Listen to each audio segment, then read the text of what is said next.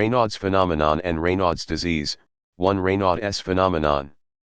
This condition causes attacks that limit blood supply to fingers and toes, which may get pale, cold, and numb. As blood returns, they may start to tingle and hurt.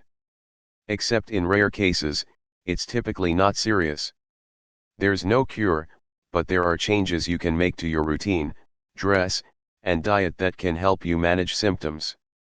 2 Primary versus secondary Reynodds. Primary Reynodds happens by itself without any obvious cause. Secondary Reynodds happens as a symptom of an underlying illness or injury. Only your doctor can determine which one you have.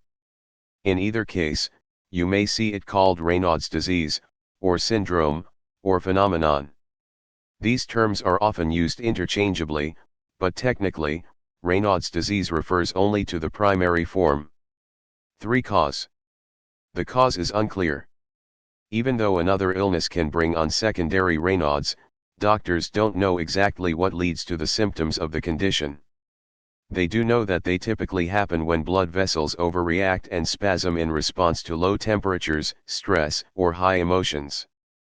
4 Primary Reynodds. This is the most common form of the condition. It typically shows up between the ages of 15 and 30. Primary Reynodds tends to be less serious than the secondary type. It doesn't have a link to another medical condition, and if you have it, you're not likely to develop one later.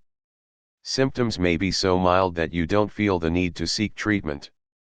Sometimes, they get better on their own. 5 Secondary Reynodds. This form of Reynodds tends to show up later, around age 40. It can cause more serious symptoms than the primary kind. The root cause could be diseases that damage arteries, nearby nerves, and connective tissue, especially in your hands and feet. Repeated movements or injury that damages nerves around blood vessels near your feet or hands. Medicines that change your blood pressure or narrow your blood vessels. 6 Common underlying conditions. Scleroderma, an inflammatory autoimmune disease that hardens connective tissue, is the most common cause of secondary Reynodds. Other autoimmune disorders, like lupus, rheumatoid arthritis, and Sjogren's syndrome, may also do it.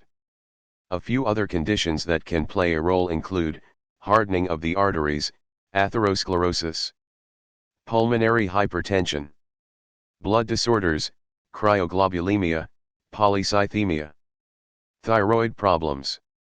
7 Symptoms. An attack usually hits the fingers and toes, but can also strike your nose, ears, nipples, or lips.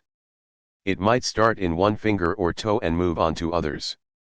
It may last less than a minute, or go on for hours. Affected areas might turn pale, white, or even blue in color. Feel numb, cold, or painful. Throb, burn, tingle, and swell when blood returns. Serious cases of secondary Reynodds can cause sores. Rarely, they can even kill living tissue, gangrene. 8 Who gets primary Reynodds? Female sex, women get it more than men. Climate, it's more common in people who live in colder climates. Age, anyone can get it, but it's more common between 15 and 30. Genetics, you're more likely to have it if a brother, sister, or parent has it. 9 Who gets secondary Reynodds? Having an autoimmune disease like scleroderma and lupus makes it more likely that you'll have Reynodds. Other things that can raise your chances include being older than 30. Jobs that use repeated motions, like typing or hammering, or vibrating tools, like buffers and jackhammers. Exposure to certain chemicals like vinyl chloride, found in PVC plastics. Living in a cold climate. Smoking. 10 Diagnosis. When you see your doctor, they'll examine you and take your medical history.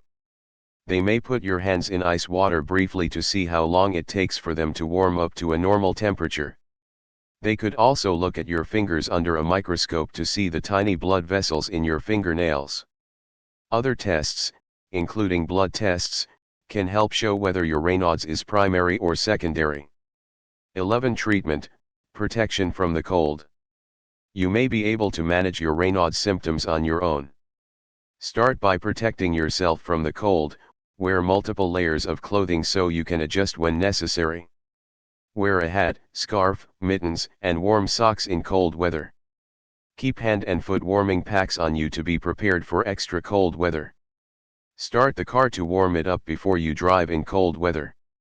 Wear gloves to take food out of the fridge and freezer. 12. What to do during an attack.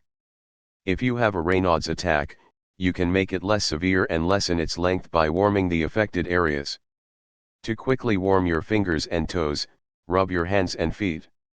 Tuck your hands in your underarms. Run warm not hot water over your hands and feet. Wiggle your fingers and toes. If you're stressed, step back and relax. 13. Treatment. Avoid other triggers. There are other triggers besides cold temperatures that you can try to avoid: vibrating tools like drills and sanders.